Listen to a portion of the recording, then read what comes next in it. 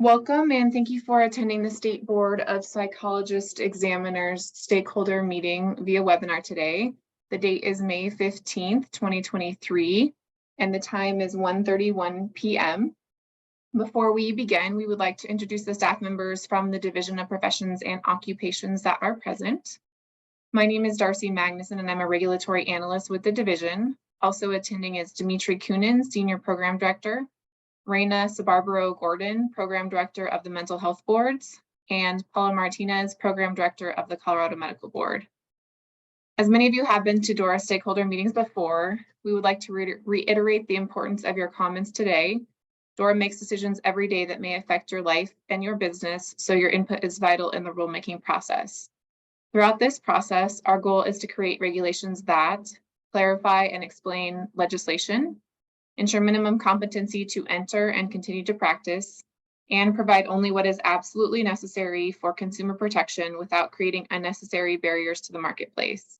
Your input will be part of the information that goes to the Board of Psychology as the board considers adopting rules to implement Colorado House Bill 23-1071 concerning the authority of a licensed psychologist to prescribe psychotropic medication for the treatment of mental health disorders. So for today, to give you an overview of today's meeting, first we will briefly discuss House Bill 23-1071, which is the purpose of today's joint stakeholder meeting, which was sent to both stakeholder members of the Colorado Medical Board and the State Board of Psychologist Examiners. And then we will ask for stakeholder feedback, which will include the questions that we sent out to stakeholders as part of the notice for today's meeting. And then we will go over the proposed timeline for the implementation of House Bill 23-1071 to make sure everyone has that information. And I will turn it over to Dimitri Kunin, who is Senior Program Director and Program Director of the Board of Pharmacy, to discuss briefly the legislation. Thank you, Darcy. Thank you all for being here today. I'll provide a quick summary of the bill. Hopefully everybody's had a chance to review the bill. It has all the details really in it, but on March 3rd, 2023, Governor Polis signed into law House Bill 23-1071, titled Licensed Psychologist Prescriptive Authority. The bill allows a licensed psychologist to prescribe and administer psychotropic medications if the licensed psychologist holds a prescription certificate issued by the board. The bill likewise requires a prescribing psychologist to maintain a collaborative relationship with the healthcare provider who oversees the client's general medical care. And lastly, the bill requires DORA to annually collect information regarding prescribing psychologists and to share with COPPR for sunset reviews. The bill also specifies that one member of the Colorado State Board of Psychologist Examiners must be a prescribing psychologist.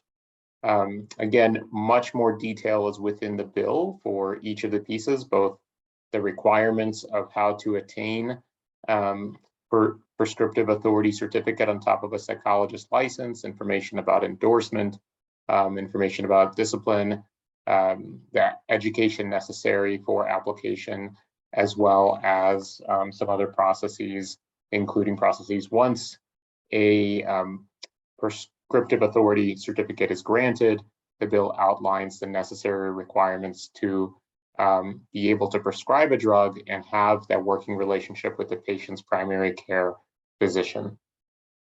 All of that being said, the bill does provide a number of places for potential rulemaking that the psychologist board may do to further clarify the bill. Most of the bill has been very prescriptive. So today, what we're seeking to do is ask some targeted questions to collect your feedback in what potential rules could look like, or the possibility of those rules not being necessary, right? Keep in mind that just because a board may, or a statute or a bill provides the possible runway for rulemaking unless there's a shall statement in there, the board doesn't necessarily have to do rulemaking if it feels like the statutory language is clear. So we'll go through each section, and then ultimately at the end, we'll also have a question of maybe things we missed, and there's other places that deserve or require rule. But one thing to keep in mind from a rulemaking perspective too is rules should not repeat what's already in the bill, right? So if bill language, and which therefore is statute, is clear, the rule itself should not be redundant for redundance sake. Rule is only intended to clarify what is otherwise not clear in statute if rulemaking authority exists. So that was a summary and kind of the outline of what we will be looking for. Darcy, anything that you wanted to add before we proceed into the targeted questions? Nope, I think that's great. Thank you, Dimitri. Sure. So I'll go into the first one, and all Wait, of these. 1 second. Sorry, Dimitri. Yeah. Sorry. Oh, I'm gonna go sure. through the process really quickly, and then we'll jump into the questions. Yeah. Okay. So just so all of you are aware, this meeting is being recorded, and we will post it on the psychology board and the medical board's web pages by the close of business tomorrow, in case you want to share it with others, or provide additional feedback on comments that stakeholders might have. And it's all posted under the public notices tab, where you can find all rulemaking information. That's the same place where we post the written comments that we've received, and we update those as received. And then as the stakeholder meeting is held solely by webinar, please raise your hand using the hand icon if you would like to speak, and we will unmute your line so you'll be heard by everyone. Or you can type your comments into the Q&A section, and we will read those out loud. Before we start taking comments, we do ask that anyone providing comments, please state your name and the name of the organization that you represent, if any. And feel free to provide either general comments on the rule changes or specific comments on the proposed language. Keep your comments limited to 3 to 5 minutes or less, and try not to repeat something that was already said. Stating your in full agreement with someone else works just fine and will be noted. If you're using audio through your computer, try to put any phones on vibrate or turn them off. And whether you are using computer or phone audio, try to keep background noises to a minimum when speaking. All right. So now if you want to jump into the questions, Dimitri, we can do that.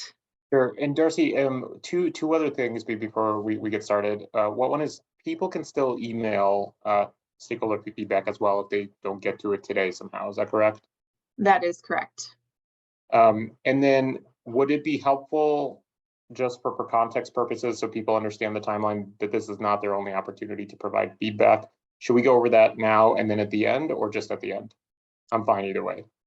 I think at the end is fine. That way we can give the dates. And then just so people know, this isn't your last or only opportunity to provide feedback. Okay, great. Thank you. All right, so we'll go ahead and go into the first targeted question. These are all based from the bill, specific areas that may require rulemaking. So the first question is, should the psychology board adopt rules regarding an approved education program for a Master of Science in Clinical Psychopharmacology other than the education program designated by the American Psychological Association as set forth in Section 12-245-309 2A2. And this is coming from the section of the bill that speaks to the prescription certificate, where a licensed psychologist may apply to the board for a prescription certificate in the form and manner approved by the board. The applicant must include satisfactory evidence that the applicant 1 and 2, there's 2 subparts. The second subpart has successfully completed a Master of Science in a Clinical Psychopharmacology program that is designated by the American Psychological Association. So that's where that came from in that targeted question. And then it's separated with an or. Any education is set forth in rules promulgated by the board with the approval of the Colorado Medical Board. And it goes on with a little bit longer that says, and that consists of didactic instruction or at least 450 classroom hours in at least the following core areas of instruction, and then it breaks out the core areas. So ultimately what we're seeking here is, aside from what's already been provided as a requirement, looking for stakeholder feedback of, is there any other type of education program that the board should consider. And we'll pause here for comment. Okay, Dimitri, we have a written Q&A question from Olivia Walliser regarding continued psychology. Will prescribing psychologists be the licensure title for psychologists holding the prescribing certificate? That's one question. And then the second question is, are prescribing psychologists to obtain 40 hours of pharmacology and psychopharmacology in addition to the 40 hours of continuing education currently required for licensure renewal every 2 years? Sure. So I think I could take both, Darcy, if that's okay.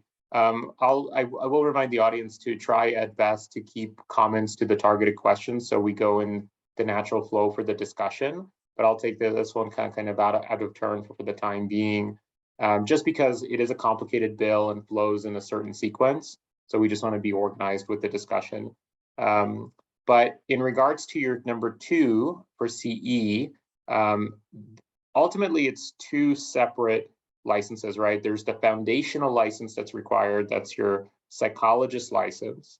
And then on top of that, if somebody wants a prescriptive certificate, it's a secondary license, and each of them have their own CE requirements. So for the CE requirements in here, and we'll get to that question in just a little bit. Hold on one second. I just want to make sure. Yeah, so here the requirement is completes at least 40 hours of continuing education every 2 years in the areas of pharmacology and psychopharmacology for prescribing psychologists, or a greater amount as required by the board. So we'll get to that question later. So the board has rulemaking authority to require more than 40, but that 40 in this bill is specific to the continuing education for the prescriptive certificate license that sits on top of the other license type that has its own continuing education requirements. And then going back, Olivia, to your other question, will prescribing psychologists be the licensure title for psychologists holding the prescribing certificate? The title will be reflected from what's in the bill, and that is the license will be we have to go by the certificate name. Yeah, it's even defined prescription certificate. So that's how it's defined. It means a document issued by the board with approval by the Colorado Medical Board to a licensed psychologist that permits the licensed psychologist to prescribe psychotropic medications pursuant to this Part 3. So that's the definition in the actual bill. All right, Darcy, I'll hand it to you. All right, James Childerson, sorry if I mispronounced your name. You are unmuted on our end. When you unmute, we should be able to hear you. James Childerson. Yes, that's sorry. That's correct. I'm a psychologist that's relatively new to Colorado. I just became licensed here this last year.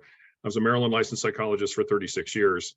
I began training in psychopharmacology and medical psychology back in 1993 and was one of the founding members of the Academy of Medical Psychology, which is a board certifying national credentialing board providing a board certification in medical psychology. Our original board actually was the training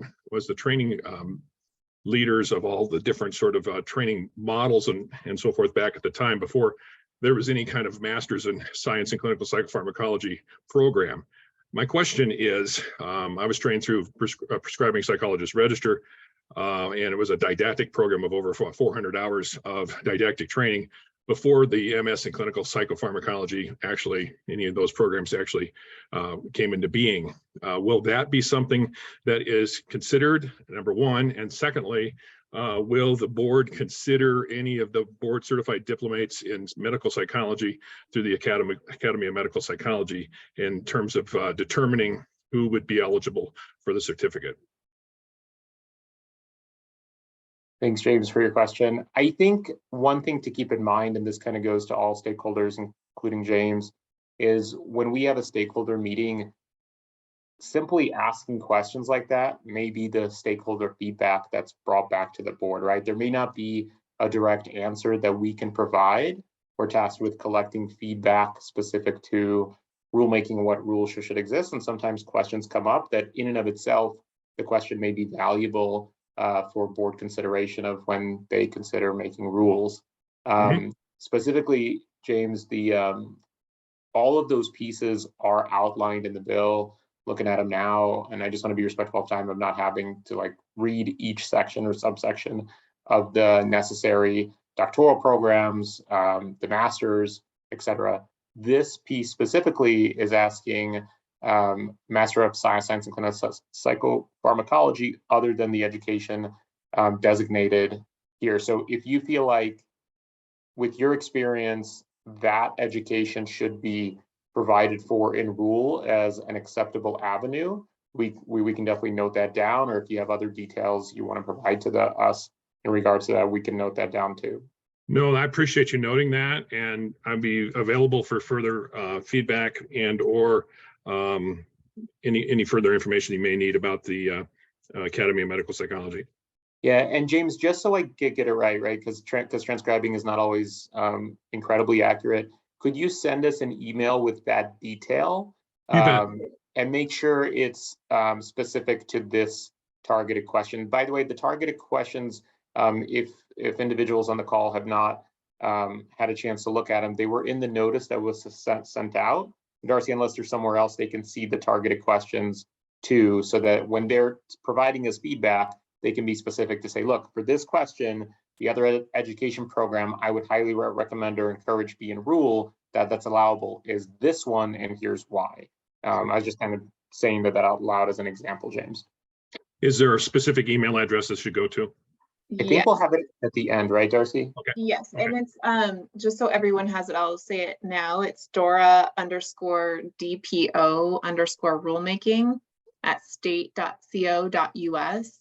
That's also included on the notice that has these questions. So you can find the email address there, and then we'll repeat it again at the end of the meeting. And I think Dimitri said that well. So yes, if you do think that something should be in rule, other than what's designated by the APA, that's exactly the feedback that we want to take to the board.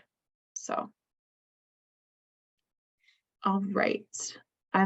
We have another question from Karen Rosica. With this Master of Science being proposed, would this Master of Science being proposed be only for psychedelics, or would it cover all psychotropic meds?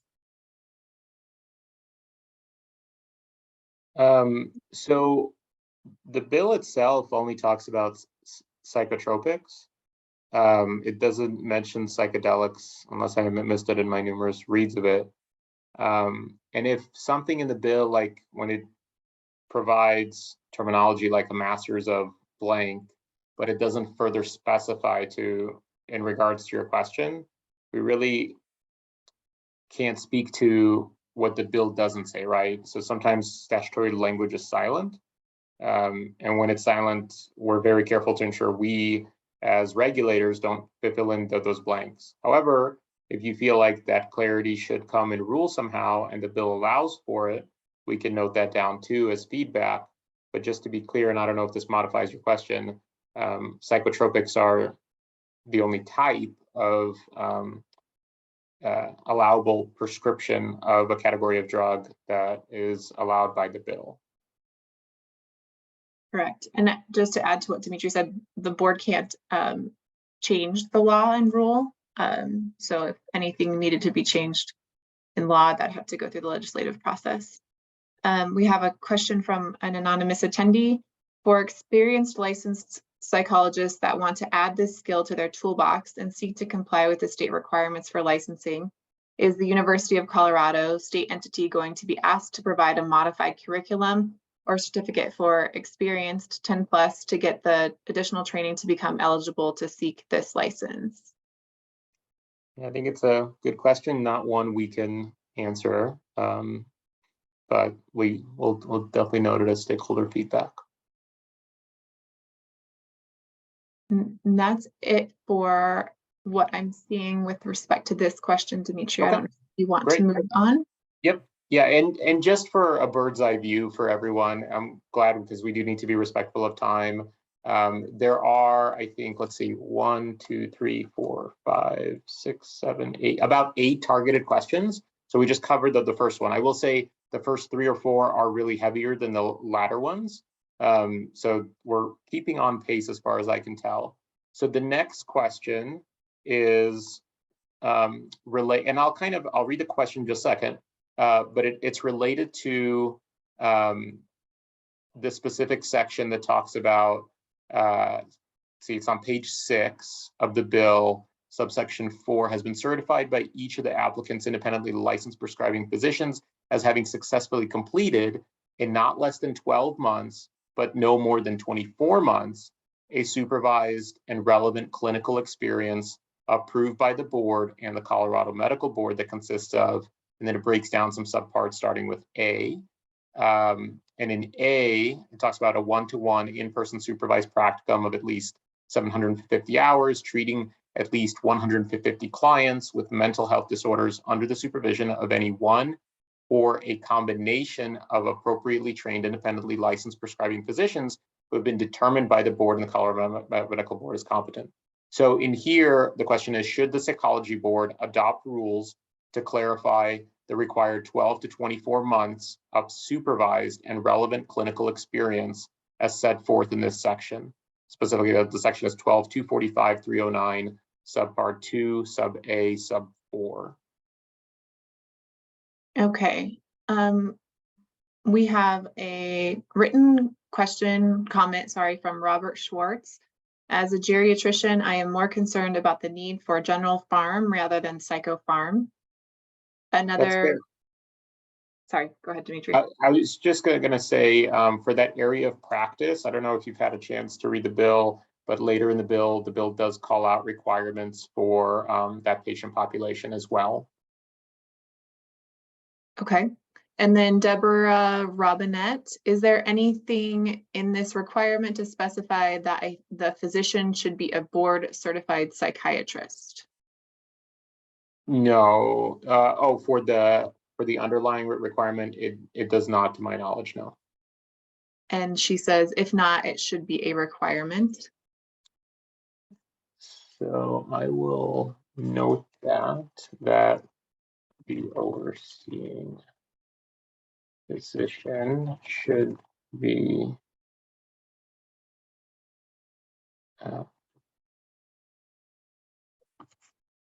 and we have another comment from Denise Vargas. I think this is related to the last comment, and Denise Vargas says, no, I disagree.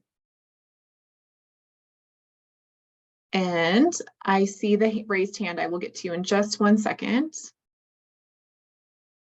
All right, Hannah Pilla, you are unmuted. We should be able to hear you when you unmute. Okay, can you hear me? Yes. Hi, I'm Hannah Pilla. I'm a psychologist here in Colorado, but I am currently actually going through an MSCP program through New Mexico.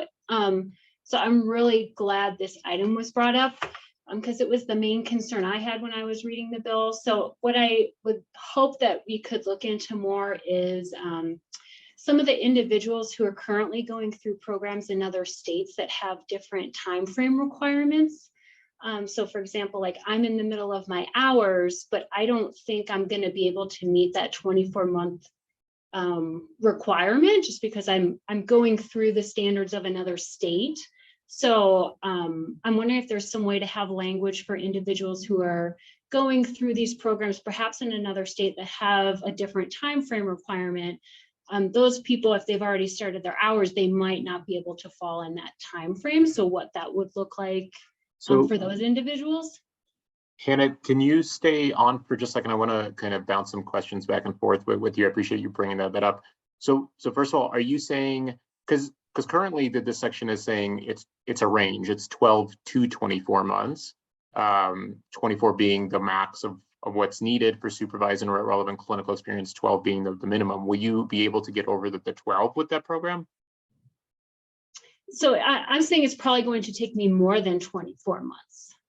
Gotcha. Okay, so are you concerned that if you go over 24, you somehow would be outside the window and not be eligible then?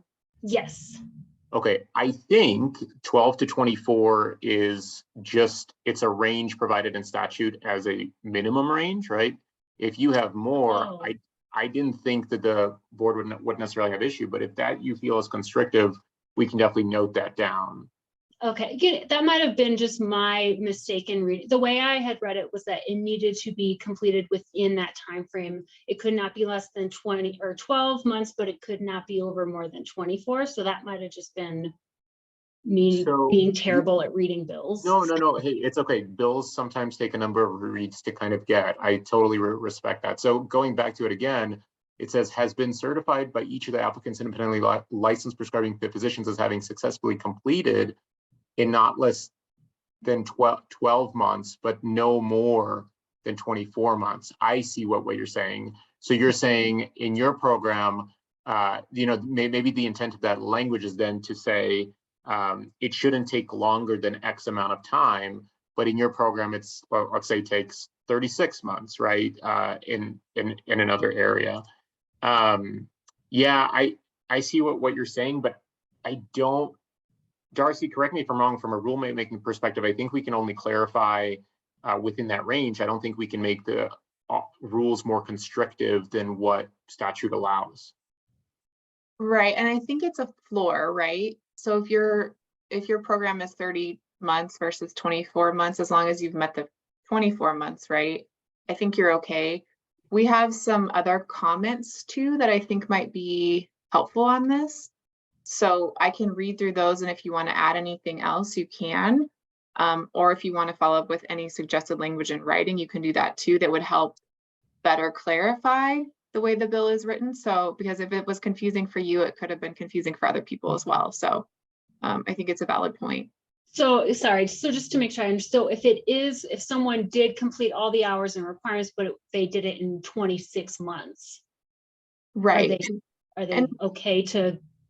So we have here, let me read this other comment that I think makes sense to what you're saying. So it's from Jin Soon Lee. And this person said, I would like the clinical training period to be 12 to 24 months, but not consecutive for those who may not be able to complete the training for various reasons. So I think that's kind of what you're saying. Oh, yep. Hey, Dr. Lee, thank you. Yep, that helps. Okay. And maybe not consecutive is a piece that is clarified in Rule 2, which we can take back to the board. The other piece too, Hannah, I don't know if this applies to you or others, is there's a separate section of the bill for the endorsement process. So if you're taking training in New Mexico and are also licensed as a psychologist in New Mexico, and then gain prescriptive authority if that state allows it in New Mexico, then you can also go through the endorsement process to transfer that into our state once that process opens up, if that makes sense. Yep, thank you. That's helpful. Okay. I'm going to go ahead and lower or remove your permission to speak, but if you want to add anything else, please do. Anonymous attendee, is there a definition of supervision, for example, collaborative agreement, etc.? There is not right now, correct, Dimitri? But if you wanted us, or not us, I wanted the board to consider adding a definition, then that's something that the board could define. Yeah, that's correct. Under the definitions of the bill, that is not defined. It's described in the section where the requirement is, but it's not a formal definition. Evan Axelrod definitely should not have a psychiatrist specification, which is to the other comment we received earlier. Yeah.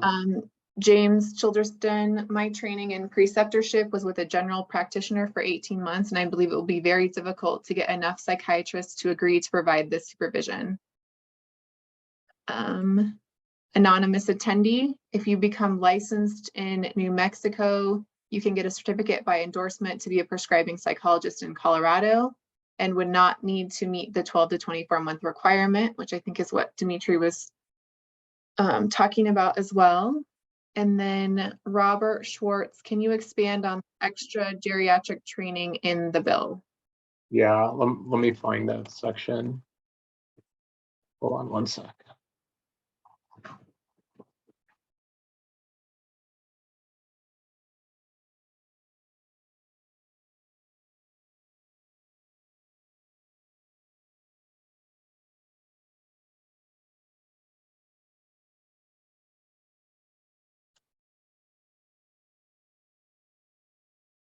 No.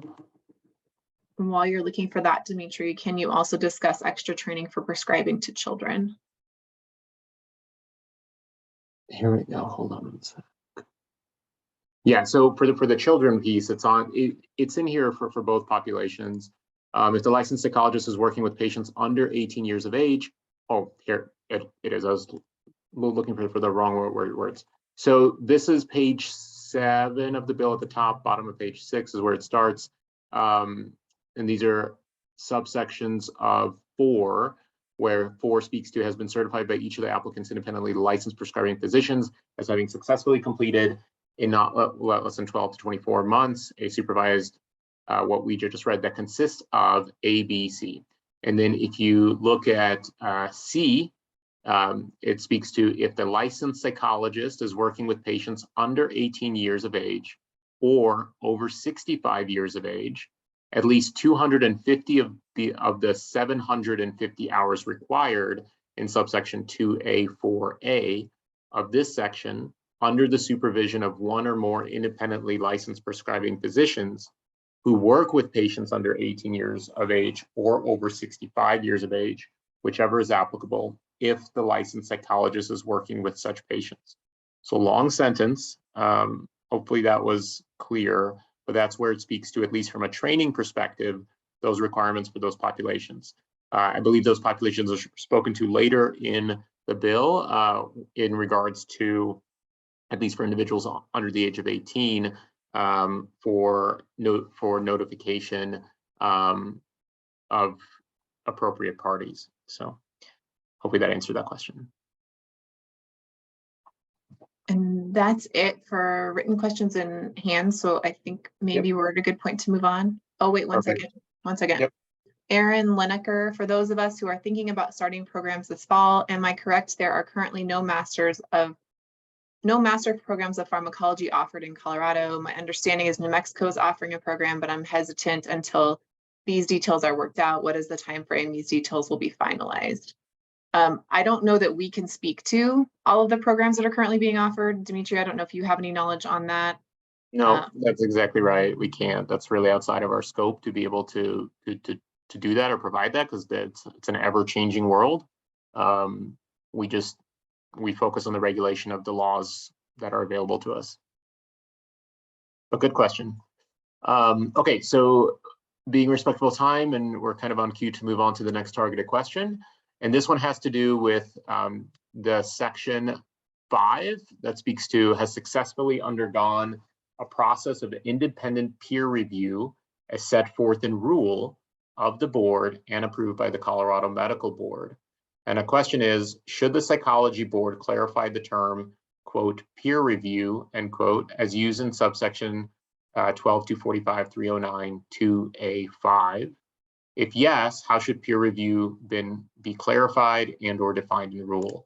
So this is one that we just need a little understanding of what peer review means in this context. So if anybody knows that and wants to provide feedback of how that can be clarified, we would greatly appreciate it.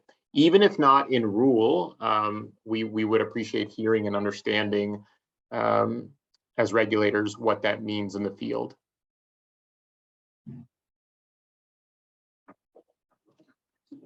Okay, Deborah Robinette, I have unmuted you.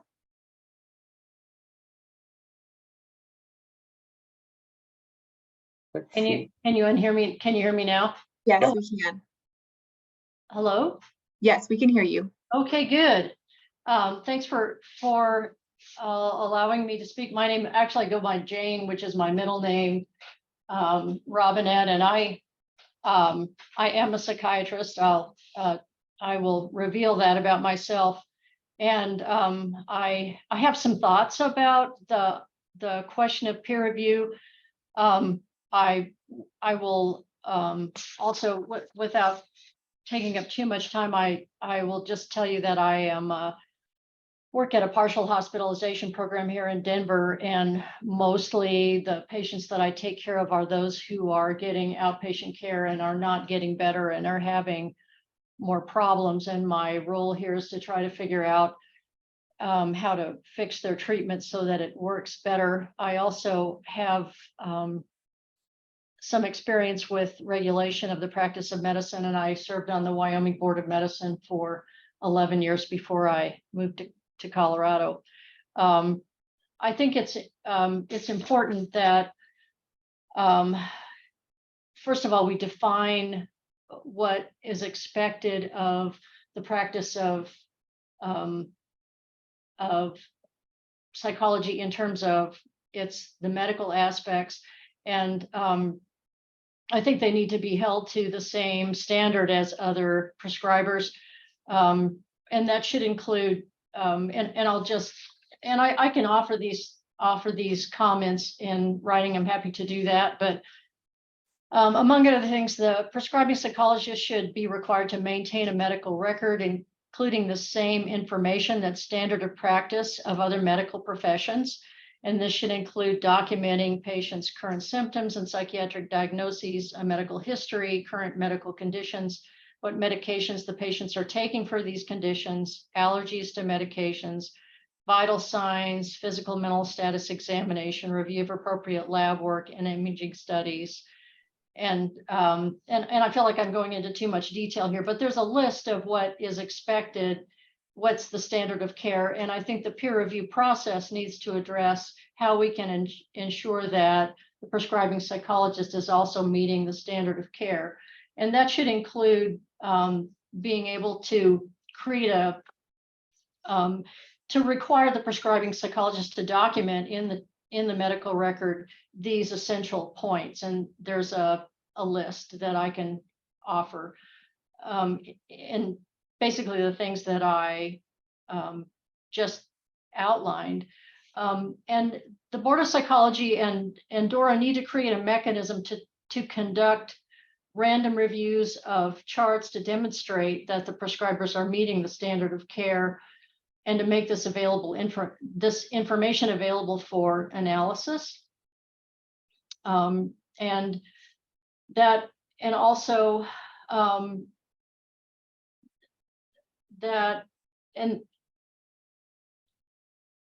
I think some of the other comments about peer review I can save till later, but I think that it's important for the board to establish criteria for what is standard of care in order to create a mechanism for peer review based on what the published standards are. Yeah, Deborah, or is it Call Jane? me Jane, yeah. Yeah, Jane, we appreciate that. Thank you. It's helpful, and feel free to email us with any details you'd like. One thing to keep in mind is the bill is very prescriptive, especially cut in half in two parts of some very high bars that individuals have to cross to request and apply for a prescriptive certificate. But even once they do, the second half of the bill outlines all of the requirements that a prescriptive certificate psychologist has to do on a prescription to prescription basis. One thing that I'll call out that I think is a very strict requirement too is, for each prescription that is considered by a prescribing psychologist under this current law, I'll read, it's at the bottom of page 9, subsection 3. Before prescribing or administering a psychotropic medication to a patient, a prescribing psychologist shall communicate to the patient's primary treating physician the intent to prescribe or administer the medication, and must receive electronic written agreement from the physician that the prescription for or administration of the medication is appropriate. So, and that's just one of many other requirements that the prescribing psychologist would have. So there's a very much aligned and parallel patient care aspect to the bill with the patient's primary care physician. But we're looking, in addition to the bill, is there anything else from a definition perspective, and I'm opening up to everyone, that we should know what this means when it speaks to has successfully undergone a process of independent peer review as set forth in rule of the board and approved by the Colorado Medical Board. Any one that wants to provide feedback on peer review. If not, we can move on to the next targeted question.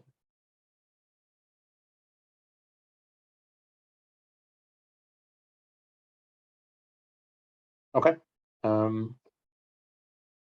Darcy, I don't see anybody else, right? Okay.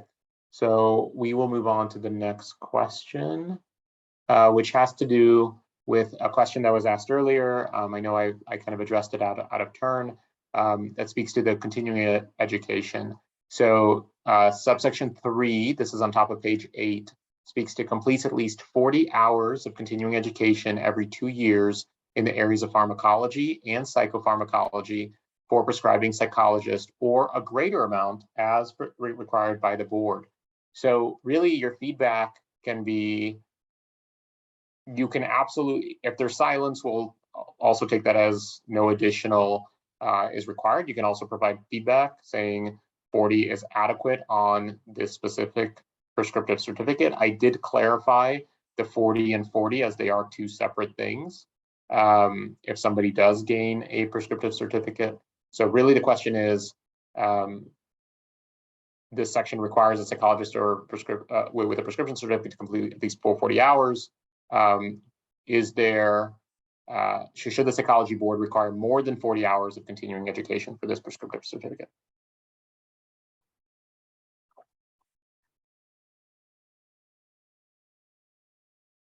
All right, I don't see any feedback on this one. 1 second, Dimitri. James Childerston, 40 hours is an adequate base. Most of us do more than 20 hours a year to keep up anyway. Denise Vargas, 40 is fine. All right. Okay, moving on to the next targeted question. This has to do with what's in the middle of page 8 that says training from the United States Department of Defense, psychopharmacology demonstration project for licensed psychologists or other similar program that imposes the education, supervision, and training requirements required by this section and by rule of the board. So this section specifically for those that are dialed in is 12-245-309 sub 3, sub B as in boy, sub 2, regarding prescription certificate by endorsement, allows psychology board to designate a similar program other than the training from the United States Department of Defense psychopharmacology. Should the psychology board by rule approve a similar program imposing education, supervision, and training requirements for a certificate by endorsement?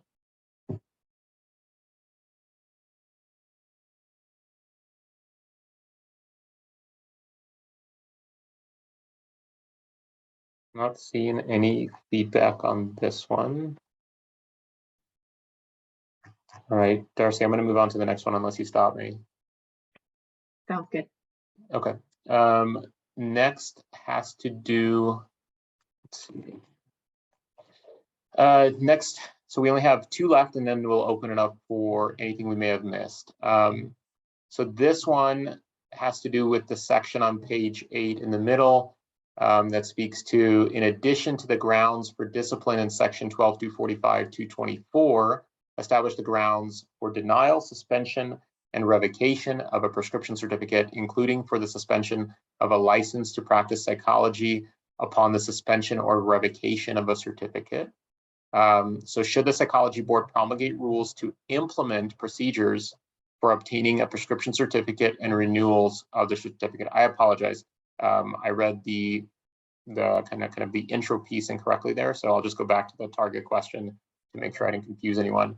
Should the psychology board promulgate rules to, quote, implement procedures for obtaining a prescription certificate and renewals of the certificates as authorized by section 12-245-309-4A? So ultimately the bill is granting rulemaking authority to the psychologist board, provide any additional rules to implement procedures for obtaining a prescription certificate and renewals of the certificates, in addition or out of an abundance of clarity, or to provide for further clarity beyond what the bill has already designated as requirements of that process.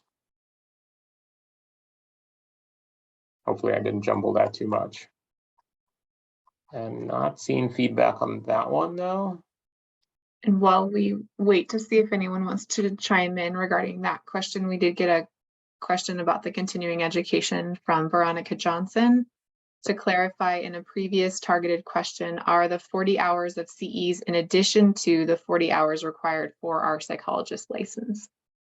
Yes, yeah, like stated earlier in that question and answer, they are two separate license types, and they're two separate requirements for continuing education. Obviously, the continuing education has much more specificity for the prescriptive certificate that's outlined in the bill that we're talking about today.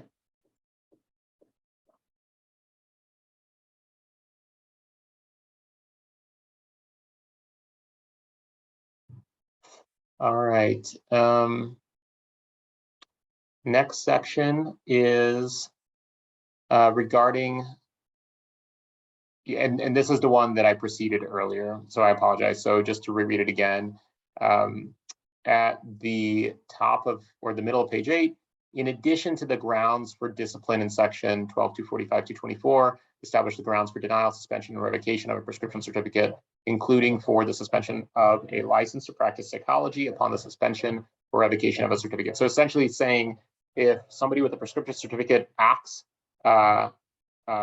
poorly, right, and there's a potential revocation of a license, how is that in rule tied to also potentially the underlying psychologist license as well, if applicable?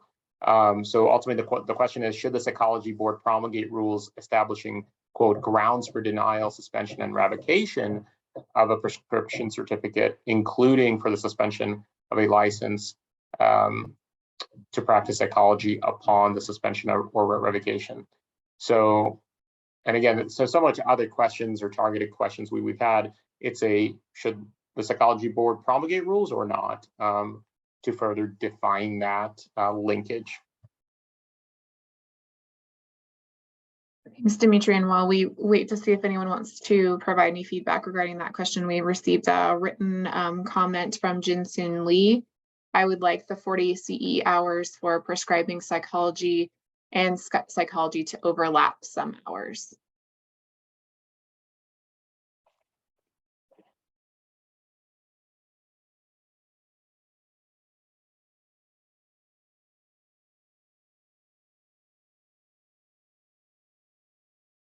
Anonymous attendee, are these same questions being posed to other groups of stakeholders and other meetings?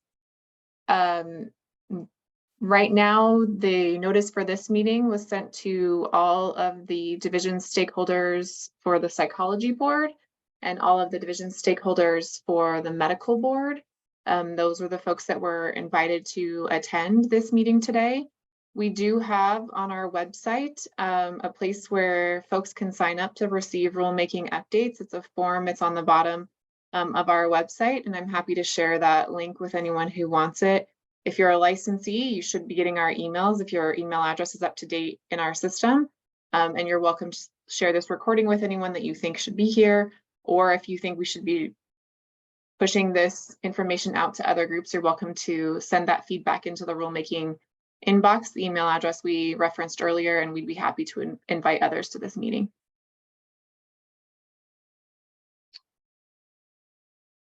And the link to sign up for rulemaking updates, I don't, because I'm sharing my screen, I don't have it right in front of me. And let me see about that, but it is on our website. It's at the bottom of the division's website, and it just says receive rulemaking updates. It's fairly easy to find. If you can't find it, you can shoot me an email at the rulemaking inbox and I'll get you that information. Jane Robinette, since prescribing medication is a unique skill set, the additional continuing education should be at least the 40 hours specific to medical aspects of care. Olivia Walliser responded to Jin-Soon Lee. That may be inappropriate as they are separate licenses, as Dimitri indicated before. The minimum requirement for psychologist licensure could be beneficial.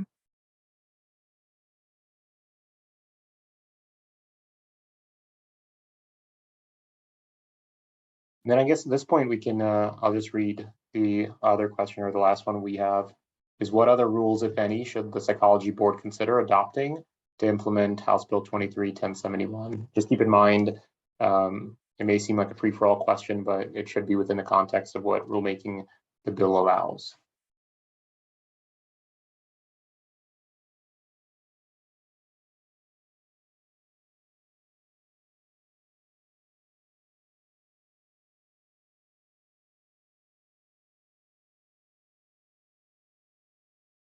And Apilla, clarification about endorsement. Some states, such as New Mexico, have a conditional prescribing certificate valid for 2 years before obtaining prescriptive authority. Someone applying by endorsement therefore must have full authority, I'm assuming. Yeah, I mean, for the endorsement piece, I would just go back to the part of the bill that talks about that. I'll read it just for everybody that hasn't had a chance to look or maybe listening in. Prescription certificate by endorsement is discussed in the bill by stating, upon payment of the required licensing fees and approval of the application for a prescription certificate by endorsement, the board may certify by endorsement and grant a prescription certificate to an applicant who has, and it breaks it up into essentially three short paragraphs, subsection A and B. So A says has a current license in good standing to practice psychology from another state. That's pretty straightforward. And then B is broken up into 2 subsections. One is unrestricted prescriptive authority from another state that imposes the education, supervision, and training requirements required by this section and by rule of the board. So ultimately, that state has to have similar requirements. And yes, it does say unrestricted prescriptive authority. And then the other piece is training from the United States Department of Defense. We read that earlier. All right, I'll hand it back to you, Darcy. Okay, anonymous attendee, I don't see any reference to a prescribing psychologist's ability to request, receive, and distribute drug samples. Is that something that could be clarified by rule? I don't believe the bill has that type of clarifying ability for rulemaking. However, if the board deems like that clarification should exist, that's something the board can discuss in your feedback. Even as a question, we'll go back to them. Olivia Walliser, if the psychology board is offering the prescribing certificate or license, specification on whether APA approved sponsors of continuing education would be sufficient for meeting the CE requirements would be beneficial in the rules.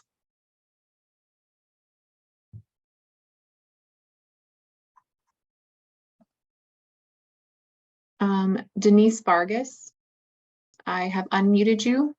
We should be able to hear you. My question, and I've got the, sorry, I'm echoing on your end too? A little bit, yes. The question I really had was about the need to have a physician overseeing, sorry, that's really hard.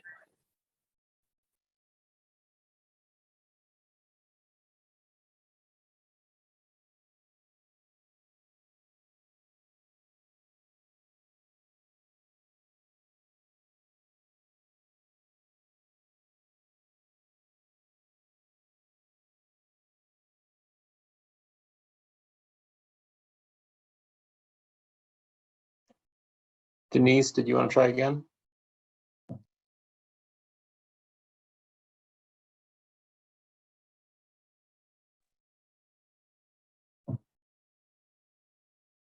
We did get Denise, just so you know, what you were saying up to overseeing. So you had concern about possibly a prescriber overseeing, but not sure if that was related to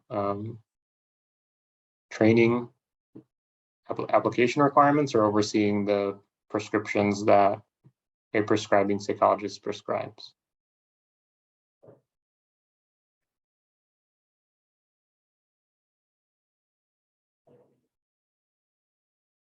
Denise has had some trouble with her. She said, sorry, MD would need to oversee. Yeah, so Denise, I would point you, I'm assuming you're saying, and correct me if I'm wrong in chat, but so Denise is saying, just so everybody can see, that her concern is that an MD would need to oversee, and Denise, I'm assuming prescribing, right? Once a psychologist has, okay, so page 9 which is I think the piece that I was reading earlier, page 9 and bottom of 8. Yeah, so prescribing and administering practices that when prescribing a psychotropic medication for a patient will shall maintain an ongoing collaborative relationship with a physician who oversees, right? So, and then there's the requirement I read earlier at the bottom of page 9, before prescribing or administering a psychotropic medication to a patient, a prescribing psychologist shall communicate to the patient's primary treating physician the intent to prescribe or administer the medication, must receive electronic written agreement from the physician that the prescription for or administration of the medication is appropriate. I'm assuming, Denise, that's what you were speaking to. You know, I completely understand where you're coming from in terms of that may be difficult in one community or another, but overall, well, whether it's before or after gaining the prescriptive certificate, the bill is pretty harmonious in that it does have that requirement of continued collaboration and oversight from either the monitoring supervision of a prescriber for application purposes, right, that you fulfill all of those requirements, or later when granted the authority to prescribe, that the psychologist has that oversight by not a singular physician necessarily, but by the patient's the physician as called out in the bill. Thank you, Denise. And along those same lines, an anonymous attendee wrote, in the rule requiring a PCP to approve the prescription before a psychologist can complete the prescription, what happens if a patient does not have a PCP? And so just so we're all clear, that what Dimitri was reading is from the statute, the law. So it's something that the board can't change. Dimitri, do you want to answer that? Yeah, absolutely. And just to kind of break apart what you just said, right? Just so we're not confusing terminology. So for everyone, right, statute and bill is synonymous. The bill is what came out of the legislature to change a current practice act, or against the synonymous statute. That's the foundational law. Boards have rulemaking authority where statute allows them to have rulemaking authority, and rule has the weight of law, but it has the specificity of clarification from a certain group of people, in this case, psychologists or the psychology board, right? So they're one and the same, they just come in a different order. In the bill, to answer your question, right after that subsection 3 that I was reading that talks about prescribing and the requirement to communicate to the patient's primary treating physician the intent to prescribe, and then waiting for that approval. That's in that subsection 3 on page 9 at the bottom. Subsection 4 speaks to the answer to your question, which is, well, what if they don't have a primary treating physician? And then it speaks to, if a patient does not have a primary treating healthcare provider who is a licensed physician, the prescriber or the prescribing psychologist shall refer the patient to a licensed physician prior to psychopharmacological treatment. The psychologist must receive the results of the licensed physician's assessment and shall contact the licensed physician who conducted the assessment prior to prescribing a psychotropic medication to the patient. There's also subsection 5, et cetera. So I highly encourage everybody, if you haven't already, read the bill in detail at least once, if not a few times over, to really understand what those pieces are. Because again, rules are not made by a board to repeat what is already clear in statute. So the guardrails for which prescribing happens, most of them are pretty clear and specific in the bill, and where not, rulemaking will happen. Thanks, Dimitri. Similar questions, anonymous attendees. Some patients only have a nurse practitioner as their primary care, especially in rural communities. Does that meet the requirement, or does it have to be an MD? I think you addressed that, unless you want to add anything else. Yeah, and I think, in here, they use that term a lot, and I believe it's defined at the beginning of the bill. Let me just double check, because it's a fair question. So hold on one sec. Maybe I'm missing it. I'm not seeing it at the moment. So Independently, like, but that's for the training. Yeah, it defines the physician for the training aspect, but otherwise it refers to primary. It doesn't refer to them as a PCP. It refers to them as primary treating healthcare provider. Okay, James Childerston, I think it is a great idea for prescribing psychologists and PCPs to collaborate together on behalf of their mutual patient. Denise Vargas, that makes sense. Can we include virtual in that language somewhere? So by virtual, Denise, I imagine you're talking about telepsychology, unless I'm mistaken. Okay, you are. So the bill does talk about that. Telepsychology is defined in the bill, means the provision of psychological services using telecommunication technologies. And then on page 8 at the bottom, under prescribing and administering practices, a prescribing psychologist may, and this is subsection 1, prescribe psychotropic medication through the use of telepsychology. Denise, hopefully that answered your question.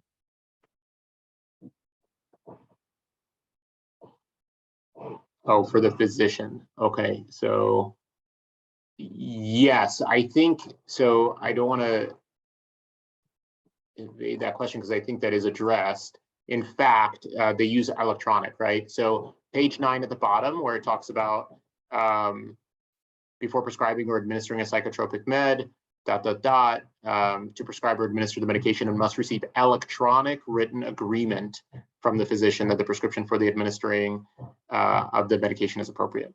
All right, Denise, hopefully that answered the question. Right.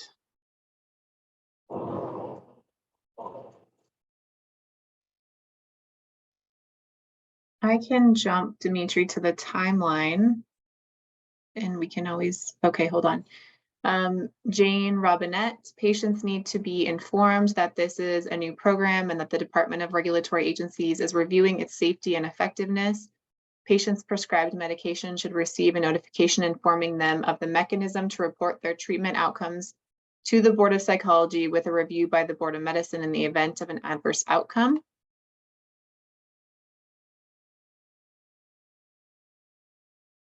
And Denise, I see your comment about moving on. Dimitri, unless you want to.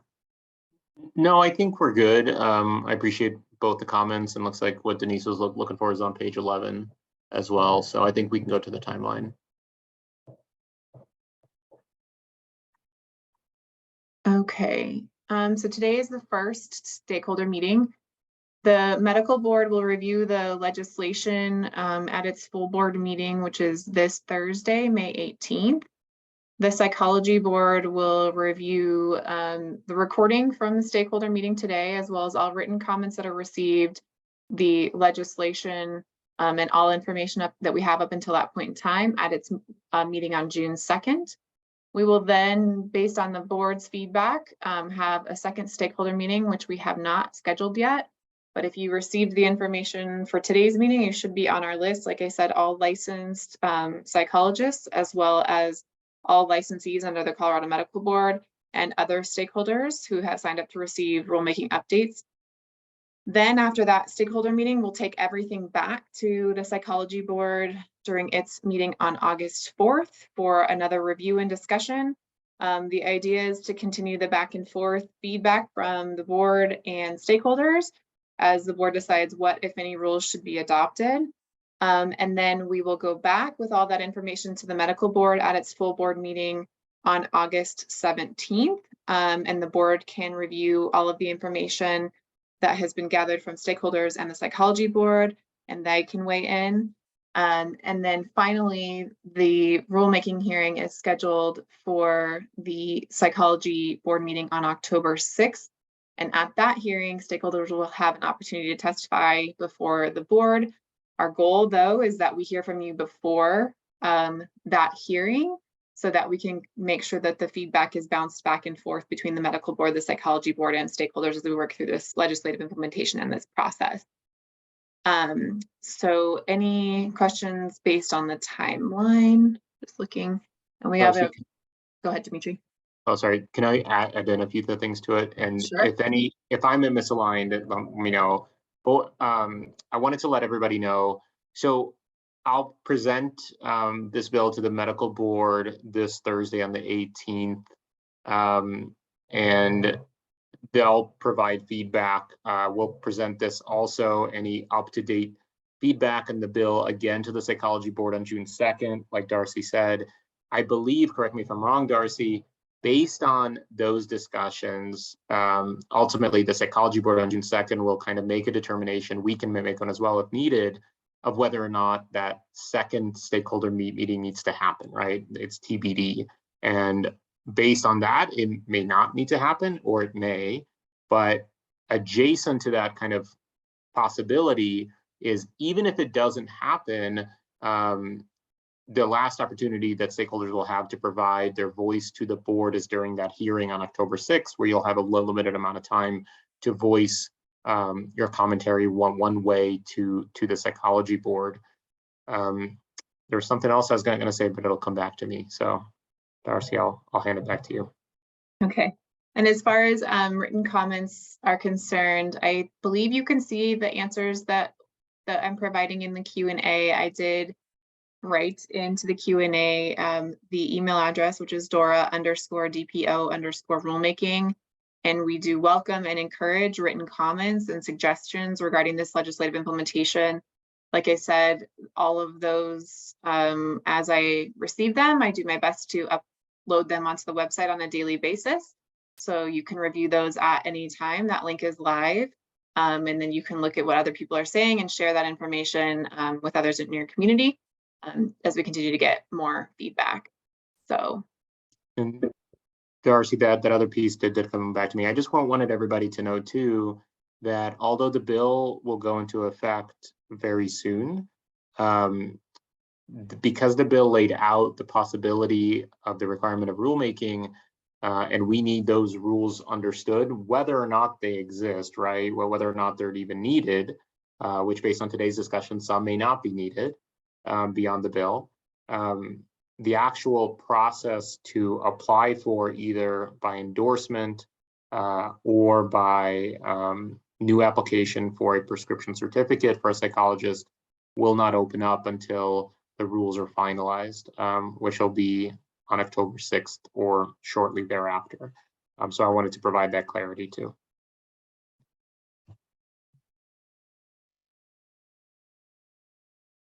Okay, and one last call. Are there any other questions before we wrap up?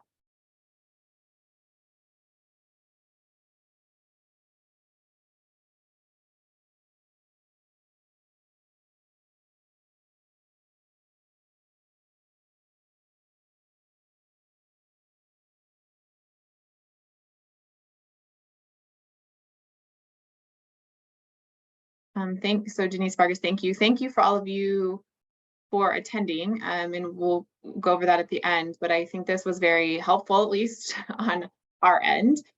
So we appreciate your time and feedback. All right, I will conclude then. I'm not seeing any. So thank you for participating in today's meeting. Like I mentioned, the stakeholder comments and program recommendations will be presented to both the medical board and the psychology board as we outlined. Please continue to submit those written comments to Dora_DPO_rulemaking at state.co.us. And that does conclude our stakeholder meeting for today. And we are going to go ahead and end the webinar at this point.